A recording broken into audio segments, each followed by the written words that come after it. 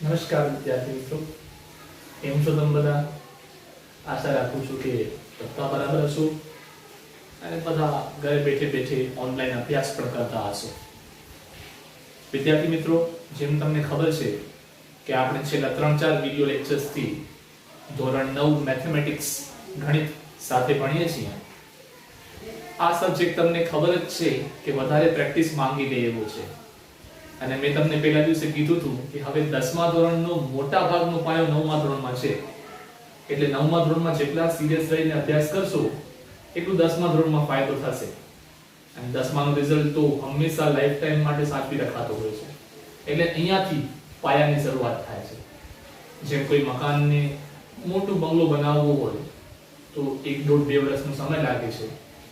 પાયા ભરવાની શરૂઆત આજે થાય અને મકાન આખું બનીને રેડી થાય 1-1.5-2 વર્ષ રહીને, એવી રીતે 2 વર્ષ રહીને તમને અગર તમારા 10thમાં ગણિતમાં સારા માર્ક્સ જોઈતા હોય તો એનો પાયો અત્યારથી ભરવો પડશે.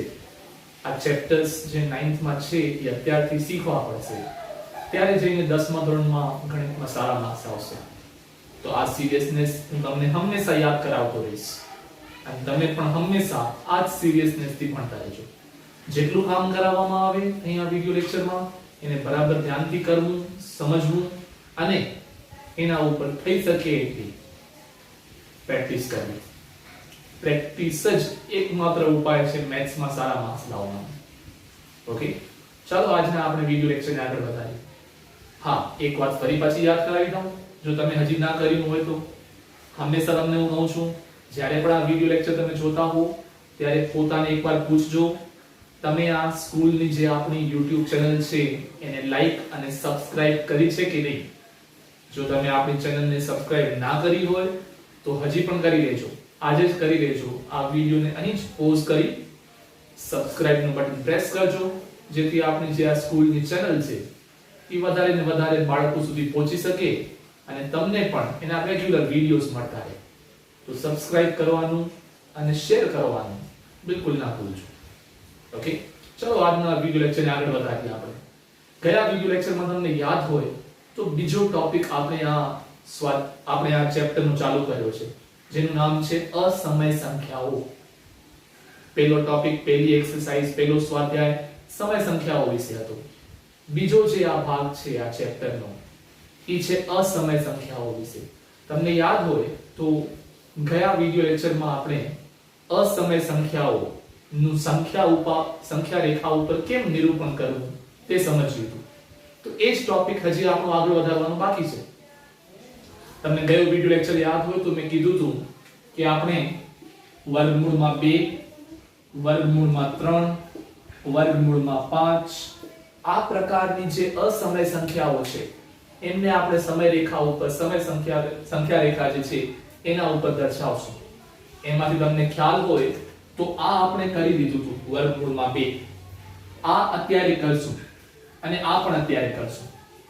બંને હું શીખવાડીશ તમને. પછી એક્સ્ટ્રા આવા સમ્સ તમને હું આજના વિડિયો લેક્ચરમાં લાસ્ટમાં હોમવર્કમાં આપીશ.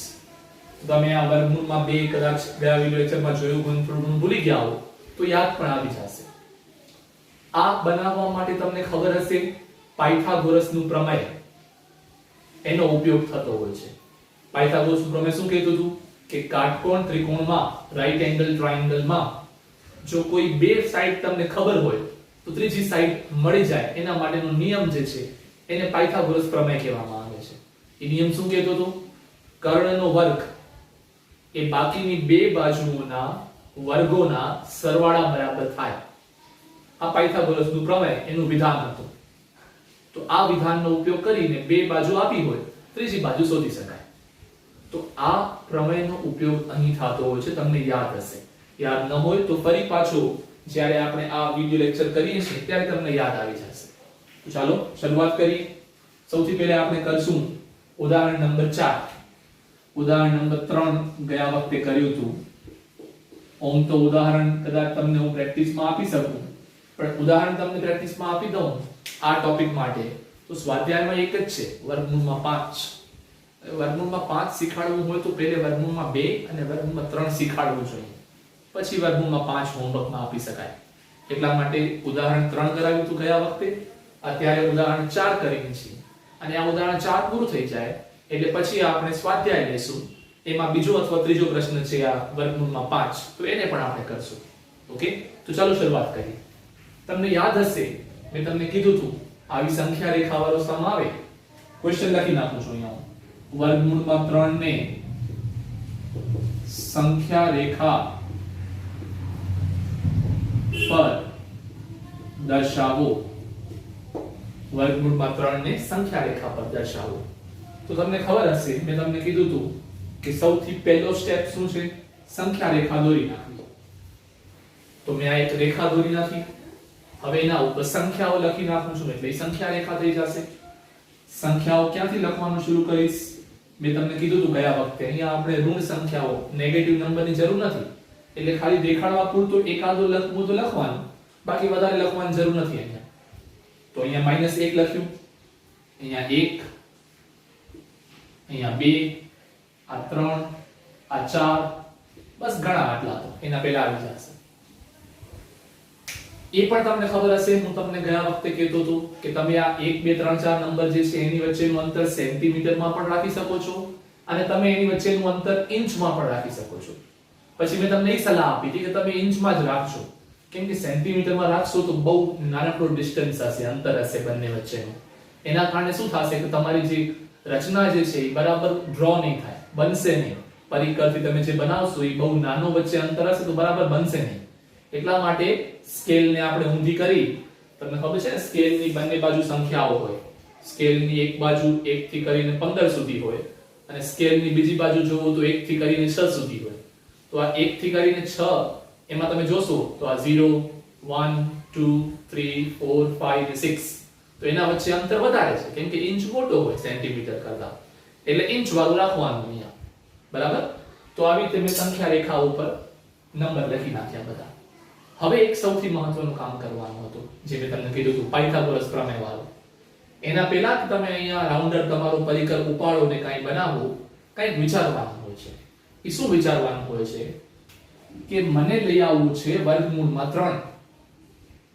તો પહેલે તો એક રફમાં કાટકોણ ત્રિકોણ દોરી નાખવાનો અને જે સંખ્યાને આપણે અહીં દર્શાવવાની હોય વર્ગમૂળમાં 3, ઈ તમારો કર્ણ થાવો જોઈએ. તમારો જે આ કર્ણ છે ઈ વર્ગમૂળમાં 3 થાવો જોઈએ. તો તમારે વિચારવાનું ઈ છે કે આ વર્ગમૂળમાં 3 ક્યારે થશે? આ બે બાજુઓને હું કેટલી રાખીશ તો મારી આ બાજુ વર્ગમૂળમાં 3 થશે ઈ વિચારવાનું છે.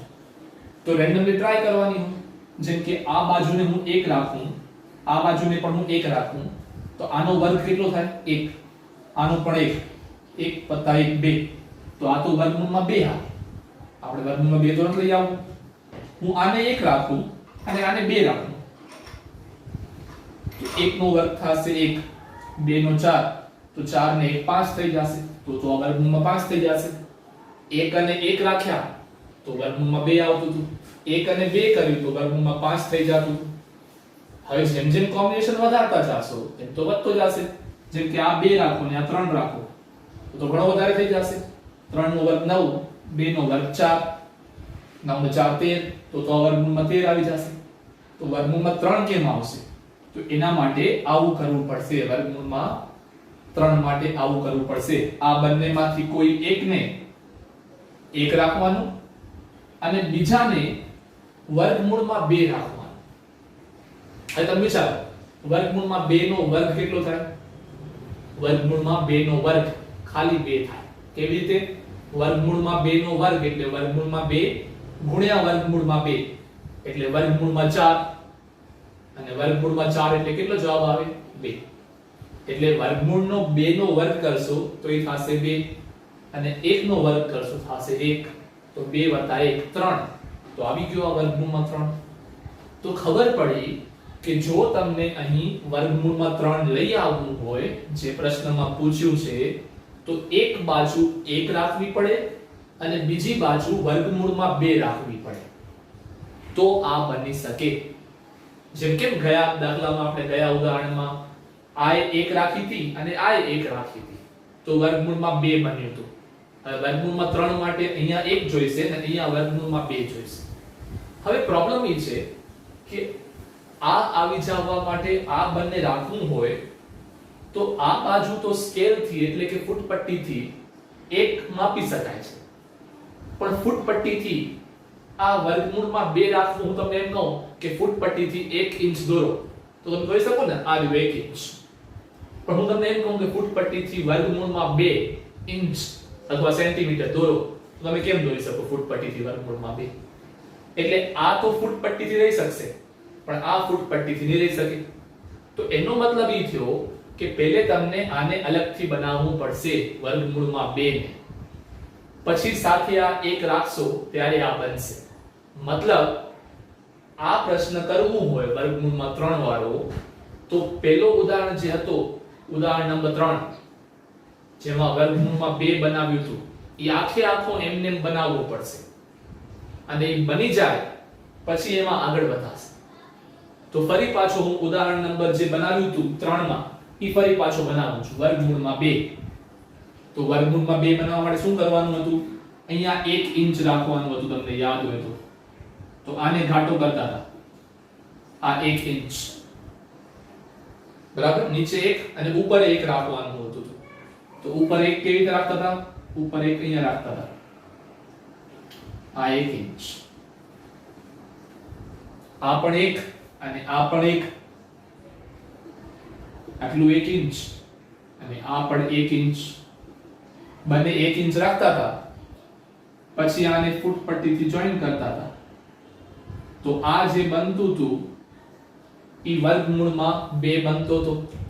પછી તમને ખબર હોય તો પરિકર ઉપાડતા હતા, પરિકરને અહીંયા રાખતા હતા અને આમ ચાપ લગાડતા હતા એટલે અહીંયા જે આવતું હતું ઈ વર્ગમૂળમાં 2 બની જતું હતું. બરાબર, આવી રીતે કરતા હતા. હવે આપણે અહીંયા ચાપ લગાડવાની જરૂર નથી કેમ કે અહીંયા આપણે વર્ગમૂળમાં 2 નથી દર્શાવવું, આપણે તો વર્ગમૂળમાં 3 દર્શાવવું છે. પણ વર્ગમૂળમાં 3 માટે વર્ગમૂળમાં 2 ની હેલ્પની જરૂર હતી એટલે આપણે બનાવ્યું. મેં તમને કીધું ને થોડી વાર પહેલા કે ફૂટ પટ્ટીથી 1 ઇંચ તો બનાવી શકશો પણ વર્ગમૂળમાં 2 ઇંચ નહીં બનાવી શકો. એટલા માટે આ રહ્યું વર્ગમૂળમાં 2 ઇંચ. તો હવે તમારે આને એક બાજુ માની લેવાની અને પછી હવે તમારી ફૂટ પટ્ટીથી અહીંયા 1 ઇંચ બનાવવાનું ફૂટ પટ્ટીથી. પણ ખાસ ધ્યાન રાખજો, હું રિવાઇઝ કરીશ આખો આ. ખાસ ધ્યાન રાખજો કે આ 1 ઇંચ બનાવ્યા પહેલા જ્યારે આ બની ગયું છે ત્યારે અહીંયા તમારો કોણ માપક રાખવાનો આવી રીતે ખૂણો માપવા વાળો અને એમાં જ્યાં 90 આવતો હોય એક્ઝેક્ટલી 90 ડિગ્રી ત્યાં આ બનાવવાનું. કેમ કે હું તમને ખાલી 1 ઇંચ બનાવવાનું કહું તો કોઈ આમ બનાવે, કોઈ આમ પણ બનાવી શકે, કોઈ આમ પણ બનાવી શકે, કોઈ આમ બનાવી શકે, કોઈ ઓલી બાજુ બનાવી શકે. તો ક્યાં બનાવવાનું છે? ગમે એ બાજુ નથી બનાવવાનું. ક્યાં બનાવવાનું છે? પહેલે અહીંયા કોણ માપક રાખી અને એકદમ 90 ડિગ્રી આવતો હોય ત્યાં બનાવવાનું છે. કેમ કે ફરી પાછો આપણો બનશે કાટકોણ ત્રિકોણ, જેમ નીચે બને છે ને કાટકોણ ત્રિકોણ એમ હવે ઉપર બનશે એટલે 90 ડિગ્રી તો આવવું જ જોઈએ. તો આ 1 ઇંચ બનાવ્યો વળી પાછો, આ વર્ગમૂળમાં 2 અને આ 1. હવે ફરી પાછું આને ફૂટ પટ્ટીથી જોઈન કરી નાખવાનું. તો આ જે રેડી થયો અહીંયા તો હશે જ, જેમ કેમ અહીંયા હતું તેમ અહીંયા હશે કાટખૂણો. તો આ જે રેડી થયો આટલો અંતર અહીંથી કરીને અહીં સુધી એ આવી ગયો વર્ગમૂળમાં 3 જે આપણે બનાવવું હતું. કેમ કે શરૂઆતમાં મેં કીધું ને કે જો વર્ગમૂળમાં 3 બનાવવું હોય તો કાટકોણ ત્રિકોણમાં એક બાજુ વર્ગમૂળમાં 2 હોવી જોઈએ અને એક બાજુ 1 હોવી જોઈએ. તો તમે આ ઉપરવાળો ત્રિકોણ જુઓ, એક બાજુ વર્ગમૂળમાં 2 છે અને એક બાજુ વર્ગમૂળમાં એક બાજુ 1 છે એટલે બની જાય વર્ગમૂળમાં 3. તો આવું ડબલ શું કામ કરવું પડ્યું? ડબલ એટલા માટે કરવું પડ્યું, ત્રિકોણ તો નીચે પણ બને છે પણ નીચે જે ત્રિકોણ બનાવીએ તો ફૂટીથી બને ને. તો આ તો 1 રાખ્યો પણ ફૂટીથી વર્ગમૂળમાં 2 તો રહે ને એટલે પહેલા આવું બનાવવું પડ્યું. બરાબર. તો હવે આ જે છે વર્ગમૂળમાં 3 એ તો હવામાં છે, એને આપણે સંખ્યા રેખા ઉપર લઈ આવવું છે. તો હવે ઉપાડો તમારો પરિકર, પરિકરને રાખો અહીંયા અને કેટલો ખોલશો પરિકરને? ક્યાં સુધી ખોલશો? અહીંયા સુધી. નામ આપતા હોય, આ O, આ A, આ B, આ C, મતલબ O ઉપર તમે તમારું પરિકર રાખો, O બિંદુ ઉપર, અને પરિકરને કેટલો ખોલો? O થી કરીને C સુધી પરિકરને ખોલો. એટલે O થી કરીને C ખોલ્યું ને પરિકર, એટલે પરિકર અત્યારે કેટલું ખુલ્લું છે? વર્ગમૂળમાં 3 જેટલું. તો હવે અહીંયા રાખી ને આમ ચાપ લગાડો, આમ ચાપ લગાડશો અહીંયાથી, એટલે કે અહીંયા ફટકાશે. તો આ વર્ગમૂળમાં 3 આટલું અંતર થઈ ગયો, વર્ગમૂળમાં 3 આવી ગયો. વર્ગમૂળ 3 તમને ખબર હશે, વર્ગમૂળ 3 જે છે ને એ 1 અને 2 ની વચ્ચે આવે. કેમ કે 2 કોનો વર્ગમૂળ છે? 4 નો. તો અહીંયા પહોંચો ને તો વર્ગમૂળમાં 4 થઈ જાય. તો આ વર્ગમૂળમાં 3 ગઈકાલે એટલે કે ગયા વિડિયો લેક્ચરમાં જે વર્ગમૂળમાં 2 હતો એ અહીંયા ક્યાંક આવ્યો હતો, ને આ તો વર્ગમૂળમાં 1 છે જ. એટલે 1 અને 2 ની વચ્ચે જ આવશે તમારો જવાબ, 2 થી બહાર નહીં જાય. સમજ્યા? તો આ હિસાબે બનાવવાનું હોય છે. મતલબ આ વર્ગમૂળમાં 3 બનાવવામાં જરાક મહેનત લાગી. શું કામ મહેનત લાગી? કેમ કે જે 2 બાજુઓ રાખવાની હતી એમાંથી એક સારી હતી, ફૂટીથી બનેલી, અને એક ખરાબ હતી, ફૂટીથી ન બને એવી. તો જ્યારે કોઈ પણ આવા સંખ્યા રેખાવાળા દાખલામાં જો બંને બાજુ ફૂટીથી બને એવી હશે તો નીચે જ ખાલી ત્રિકોણ બનશે અને દાખલો પૂરો થઈ જશે. પણ જો એક બાજુ સારી હશે ને એક બાજુ આવી ખરાબ હશે તો પ્રોબ્લેમ થશે. તો આવી રીતે ડબલ ટ્રબલ કરવું પડશે. બરાબર? એટલે આ થયું વર્ગમૂળમાં 3. આઈ હોપ તમે સમજી ગયા હશો. થોડી ઘણું કાંઈ ડાઉટ હોય, નહીં જ હોય, બટ હોય તો તમે વિડિયોને રિવાઇન્ડ કરીને ગમે ત્યારે જોઈ શકો છો. તો આ થયો ઉદાહરણ નંબર 4 અહીં પૂરો. હવે આપણે આગળ વધશું. આ જ ટોપિકનો એક હજી સમ છે, એ સ્વાધ્યાયમાં છે. તો સ્વાધ્યાય 1.2 તરફ આગળ વધીએ. બરાબર? સ્વાધ્યાય 1.2 ની શરૂઆત કરીએ. સ્વાધ્યાય 1.2 માં ટોટલ 4 પ્રશ્નો છે. તમે તમારું પાઠ્યપુસ્તક જોશો તો ટોટલ 4 પ્રશ્નો છે.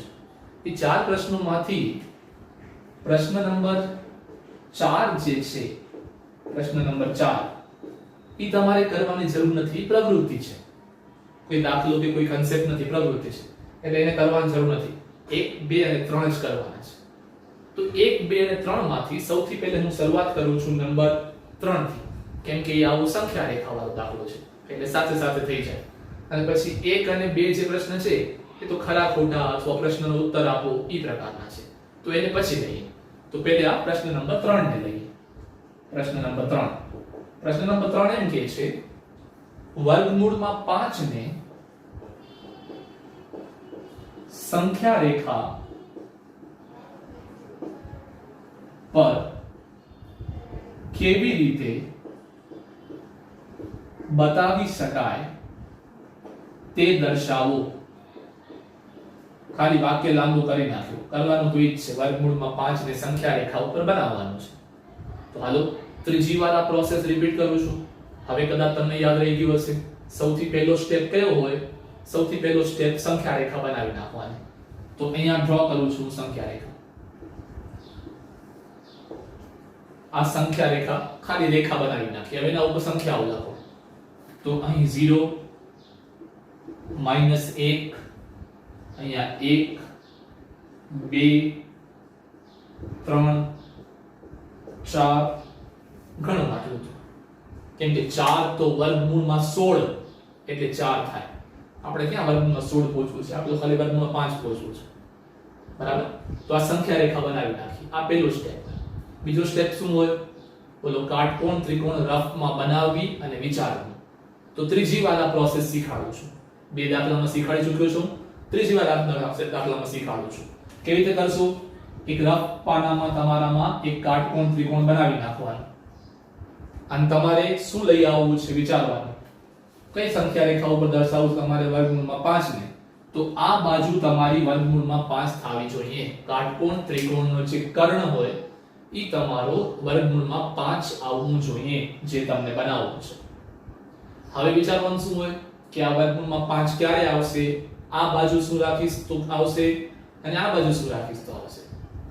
વળી પાછો રેન્ડમલી પ્રયાસ કરશો તો તમને ખબર પડી જશે કે માની લો કે આ બાજુ મેં 2 રાખી, 2 અને આ બાજુ મેં 1 રાખી, સેન્ટીમીટર અથવા ઇંચ કંઈ પણ આપણે ઇંચમાં જ વાત કરીએ છીએ. તો આ બાજુ મેં 2 ઇંચ રાખી અને આ બાજુ મેં 1 ઇંચ રાખી.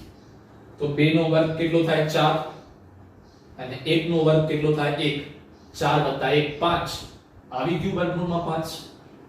તો આ તો બહુ સિમ્પલ થઈ ગયું કે એક બાજુ 2 રાખવાની છે અને એક બાજુ 1 રાખવાની છે. સિમ્પલ શું કામ થઈ ગયું? કેમ કે જે આ બંને બાજુઓ બનાવવાની છે એ બંને બાજુઓ ફૂટીથી બનાવી શકાય છે. પણ જો અહીંયા વર્ગમૂળમાં 2 કે એવું કંઈક હોત તો ફૂટીથી ન બનત. તો આ તો બંને ફૂટીથી બની શકે છે. તો એક જ ત્રિકોણ બનશે, ઉપર 2 3 નહીં બને. બરાબર? તો શરૂઆત કરીએ. 2 ઇંચ અને 1 ઇંચ. તો સૌથી પહેલા તમારે અહીંયા 2 ઇંચ ઘાટું કરવાનું સ્કેલથી, પેન્સિલ સ્કેલનો યુઝ કરી અને 2 ઇંચ સુધી ઘાટો કરવાનો. નામ આપી દેવાનું O અને A. નીચે 2 ઇંચ રાખ્યું. હવે ઉપર 1 ઇંચ રાખવાનું છે. તો અહીંયા ફૂટીથી આમ 1 ઇંચ બનાવવાનું છે. પણ ખાસ ધ્યાન રાખવાનું છે કાટખૂણો બનવો જોઈએ 90 ડિગ્રી. એટલે પહેલે કોણ માપક રાખવાનો. કોણ માપક અહીંયા આમ રાખશો અને જ્યાં 90 આવતો હશે ત્યાં જરા ટિક કરી લેવાનું કે અહીંયા 90 આવે છે. ઈ જ્યાં 90 આવતો હોય ત્યાં 1 ઇંચની સીધી રેખા બનાવવાની જ્યાં 90 ડિગ્રી થતો હોય. આ પરફેક્ટ 90 થવું જોઈએ. માની લો કે આટલો છે 90 ડિગ્રી અને B નામ આપી દો. આટલો છે 90 ડિગ્રી. તો આ રાખી આપણે 2 ઇંચ, આ રાખ્યું આપણે 1 ઇંચ, આ રાખ્યું આપણે 1 ઇંચ. બસ. તો એક 2 અને એક A. હવે ફૂટીથી જોઈન કરી દો આને. ફૂટીથી આને હું જોઈન કરી દઉં તો આટલો જે બન્યો આ કેટલો બની ગયો હશે? વર્ગમૂળમાં 5 બની ગયું. ડન. પણ તમને ખબર હશે એક કામ કરવાનું બાકી છે. હજી ઓલું પરિકરનો ઉપયોગ નથી કર્યો. વર્ગમૂળમાં 5 એટલે આટલો તો થાય, ઈ તો થઈ ગયું. પણ એને આપણે જમીન પર લઈ આવવું છે. તો શું કરશો? અહીંયા તમારો પરિકર રાખશો O બિંદુ ઉપર અને પરિકરને કેટલું ખોલશો? O થી કરીને B સુધી આટલું પરિકરને ખોલશો. O થી કરીને B સુધી ખોલશો અને પછી ચાપ લગાડી દેશો. તો અહીંયા ત્યાં ભટકાશે. આ પોઈન્ટને નામ આપી દેવાનું. O A B થઈ ગયું છે તો આને C નામ આપી દો. તો મતલબ આ O થી કરીને C સુધી કોઈ જુએ તો એ વર્ગમૂળમાં 5 થઈ ગયું.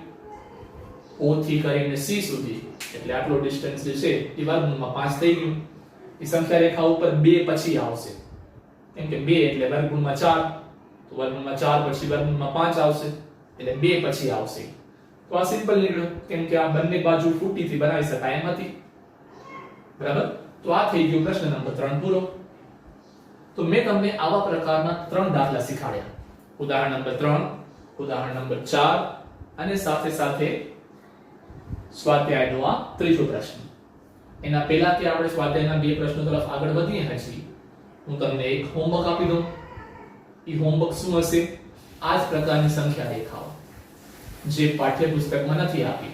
તમને 3 કરાવી મેં તો તમને બીજી 3 બનાવવા માટે આપું છું. આવી જ પ્રેક્ટિસ માટે. જેથી તમારું થોડું પ્રેક્ટિસ થઈ શકે. બરાબર ને? તો આ પ્રેક્ટિસ માટે તમને આવી 3 સંખ્યા રેખા બનાવવા માટે આપું છું. તો ક્લાસ પૂરો નથી થતો પણ હોમવર્ક અત્યારે જ આપી દઉં છું.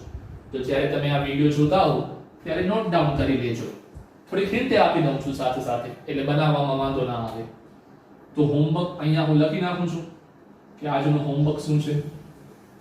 આજના હોમવર્કમાં પ્રશ્ન કંઈક આવું છે. સંખ્યા રેખા પર દર્શાવો. સંખ્યા રેખા પર દર્શાવો. આ છે આજના પ્રશ્નનો મેઇન ટાઇટલ. 3 વસ્તુ તમારે સંખ્યા રેખા પર દર્શાવવાની છે. એક છે વર્ગમૂળમાં 13. વર્ગમૂળમાં 13. એક તો આ દર્શાવવાનું છે. બીજું તમારે દર્શાવવાનું છે વર્ગમૂળમાં 8. વર્ગમૂળમાં 8 આ દર્શાવવાનું છે.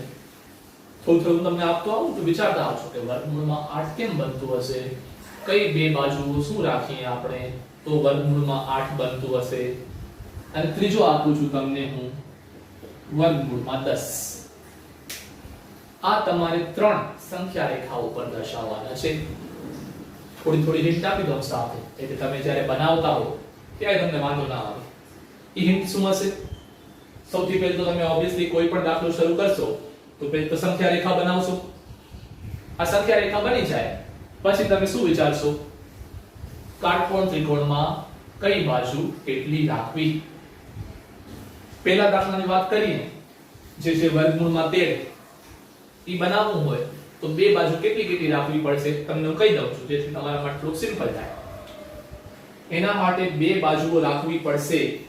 એક રાખવી પડશે 3 અને એક રાખવી પડશે 2. કેમ કે 3 નો વર્ગ કેટલો થાય? 9 અને 2 નો વર્ગ 4.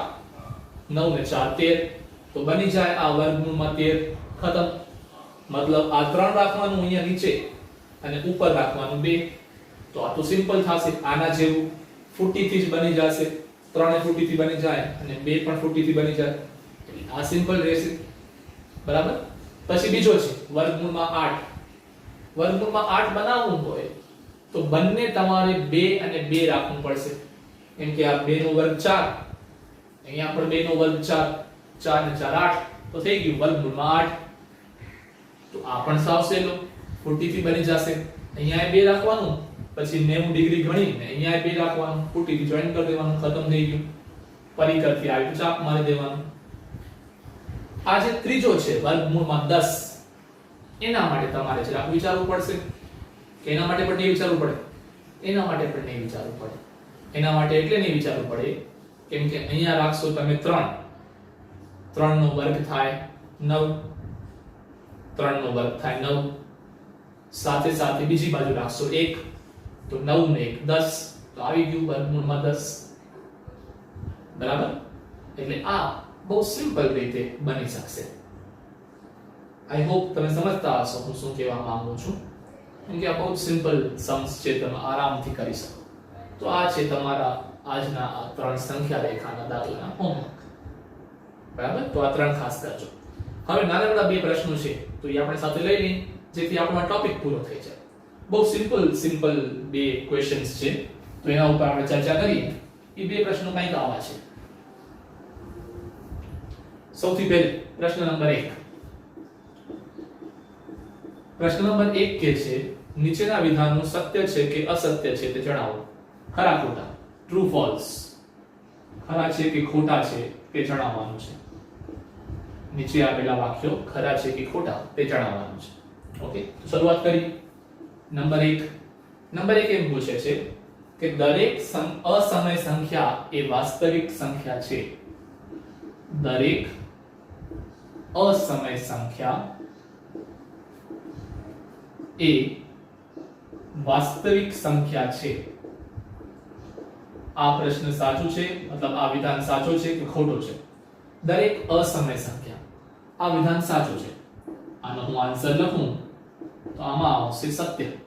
સાચું છે. શું કામ સાચું છે? વાસ્તવિક સંખ્યા તમને ખબર હશે, પહેલો વિડિયો છે યાદ કરજો. n w z q i r, r એટલે છેલ્લો વાસ્તવિક સંખ્યા. તો n પણ બધા r માં આવે, w પણ બધા r માં બધા આવે ટોટલી.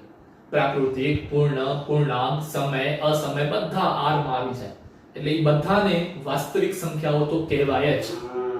એટલા માટે અસમય હોય, સમય હોય, પૂર્ણાંક હોય, એ બધી વાસ્તવિક સંખ્યાઓ છે. એટલે આ વિધાન સાચું છે કે દરેક અસમય સંખ્યા એ વાસ્તવિક સંખ્યા તો છે જ. પણ ઉલટું હોત તો દરેક વાસ્તવિક એ અસમય છે તો સાચું ના હોત. બરાબર. તો આ થયો પહેલો પ્રશ્ન. હવે બીજો વાંચો છો. સંખ્યા રેખા પરનું, અહીં લખી નાખું છું, સંખ્યા રેખા પરનું દરેક બિંદુ કોઈ પ્રાકૃતિક સંખ્યા m માટે √m સ્વરૂપનું હોય છે. આ છે પ્રશ્ન. હવે અહીંયા એમ પૂછવા માંગે છે કે સંખ્યા રેખા ઉપરનું શું દરેક બિંદુ જે √m પ્રકારનું હોય એમાં m પ્રાકૃતિક સંખ્યા જ હોય. સંખ્યા રેખા પરનું દરેક બિંદુ, સંખ્યા રેખા પર જેટલા બિંદુ આવેલા છે એ બધા બિંદુ કોઈ પ્રાકૃતિક સંખ્યા m માટે √m સ્વરૂપનું હોય છે. મતલબ શું બધા બિંદુ આવા હોય? √1, √2, √3, √4. તો આનો આન્સર છે ખોટું, અસત્ય. શું કામ? કેમ કે નંબર આવા પ્રકારના હોઈ શકે. વર્ગમૂળમાં 1.2, આ વર્ગમૂળમાં 1.2 છે. તમે જુઓ આ વર્ગમૂળમાં 1.2 એટલે થયું તો આવું જ √m, પણ અંદરનું છે m હોય એ પ્રાકૃતિક સંખ્યા એટલે કે 1 2 3 4 5 6 ઈ જ હોવી જોઈએ એવું આ વિધાન કહે છે. પણ એવું તો નથી. આ 1.2 તો પ્રાકૃતિક સંખ્યા નથી, પણ તો પણ આને પણ દર્શાવવું હોય તો સંખ્યા રેખા પર દર્શાવી શકાય છે.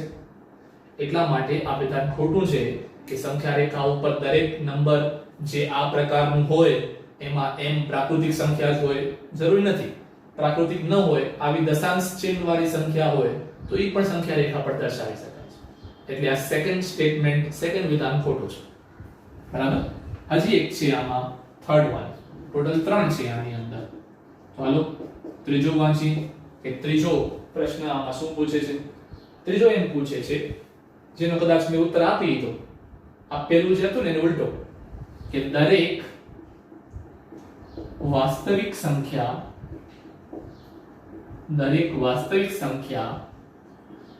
એ અસમય સંખ્યા છે. દરેક વાસ્તવિક સંખ્યા એ અસમય સંખ્યા છે. આ તો થરાર ખોટું છે. Answer wrong. એમ કે છે દરેક સંખ્યા જેટલી પણ સંખ્યાઓ છે દુનિયામાં વાસ્તવિક સંખ્યાઓ એ બધી અસમય છે. તો કેવું મૂર્ખાઈ જેવું સેન્ટેન્સ છે. કોઈ એક ઉદાહરણ આપી દો. માની લો કે ખાલી 4 4. અરે આ 4 વાસ્તવિક તો છે જ, વાસ્તવિક તો બધા કહેવાય, એટલે 4 વાસ્તવિક તો છે જ. તો શું 4 અસમય છે? ના, 4 તો સમય સંખ્યા છે. એટલે એવા તો હજારો લાખો કરોડો તમને ઉદાહરણ મળશે જે વાસ્તવિક છે પણ અસમય નથી. જેમ કે બધી પ્રાકૃતિક સંખ્યાઓ આ બધી વાસ્તવિક છે પણ એ કાંઈ અસમય નથી. એટલે આ વાક્ય પણ ખોટું છે. તો આ થઈ ગયો પહેલો પ્રશ્ન જેમાં હતા ખરા ખોટા. હવે એક નાનકડો પ્રશ્ન નંબર 2 છે, એને પણ લઈ લઈએ એટલે આ સ્વાધ્યાય પૂરો થાય. તો પ્રશ્ન નંબર 2 ખરા ખોટા નથી, નાનકડો એક પ્રશ્ન છે. પ્રશ્ન નંબર 2 એમ કે છે, પ્રશ્ન 2, આ વિડિયો જોતા હો ત્યારે વચ્ચે પોઝ કરીને આ બધું નોટ ડાઉન જરૂર કરજો તમારી ફેર બુકમાં. કેમ કે લખવું તો પડશે જ, હોમવર્ક તો અલગ છે, પણ જે આ ક્લાસ વર્ક થાય છે એ નોટ ડાઉન તો કરવું પડે. એટલે આ પણ તમે તમારી રેગ્યુલર પાકી નોટબુકમાં જરૂર લખજો. બરાબર. શું કહે છે કે શું દરેક ધન પૂર્ણાંક નું વર્ગમૂળ અસમય હોય છે? પ્રશ્નાર્થ છે. અને સાથે બીજું છે કે જો ના તો એક ઉદાહરણ આપો. એ તો પ્રશ્ન સમજીએ. આમ તો ખરા ખોટા જેવું જ છે. શું કહે છે? શું દરેક ધન પૂર્ણાંકનું વર્ગમૂળ અસમય હોય છે? એ કહે છે કોઈ પણ પોઝિટિવ નંબર લઈ લો, ધન સંખ્યા, એનો વર્ગમૂળ કાઢો તો એ અસમય જ આવશે? જવાબ છે ના. પહેલે તો જવાબ આવશે ના, કે આ સાચું નથી. દરેક ધન પૂર્ણાંકનું વર્ગમૂળ અસમય નથી હોતું. પછી ઉદાહરણ આપવું પડે. તો ઉદાહરણ તરીકે 4 નું વર્ગમૂળ 2 થાય, જે અસમય સંખ્યા નથી. એ તો એમ કહે છે કે કોઈ પણ નંબર લ્યો એનો વર્ગમૂળ કાઢો તો અસમય જ આવે, એવું નથી. જેમ કે 4 નું વર્ગમૂળ કાઢો તો 2, તો 2 તો સમય સંખ્યા છે. હા, 5 નું વર્ગમૂળ કાઢ્યું હોત તો વર્ગમૂળમાં 5 એમને નીકળત જ નહીં, તો એ અસમય હોત. 6 નું વર્ગમૂળ કાઢ્યું હોત તો એ વર્ગમૂળમાં 6 જ રીત નીકળે નહીં, એટલે એ અસમય થઈ જાય. પણ 9 લીધું હોત તો 9 નું તો વર્ગમૂળ નીકળી જાય, જવાબ 3 આવે. એટલે 9 માટે પણ ખોટું છે, 16 માટે પણ ખોટું છે, 25 માટે પણ ખોટું છે. મતલબ એવા ઘણા બધા સંખ્યાઓ મળે જેનો તમે વર્ગમૂળ કાઢો તો સારો નંબર આવે, સમય સંખ્યા આવે. અસમય ના આવે. પણ આ તો કે છે કે શું દરેકનું વર્ગમૂળ અસમય છે? તો ના, દરેકનું વર્ગમૂળ અસમય નથી. કોઈ કોઈકના છે બટ બધાના નથી. બરાબર? એટલે આપણે આનો આન્સર લખ્યો. તો અહીંયા આ પ્રશ્ન નંબર 2 પણ પૂરું થાય છે. ઓકે, તો વિદ્યાર્થી મિત્રો, આજે આપણે આ બીજો ટોપિક આ ચેપ્ટરનો પૂરો કર્યો અને બીજો સ્વાધ્યાય પણ પૂરું કર્યું. સ્વાધ્યાય 1.2 આટલા પ્રશ્નો હતા એની અંદર.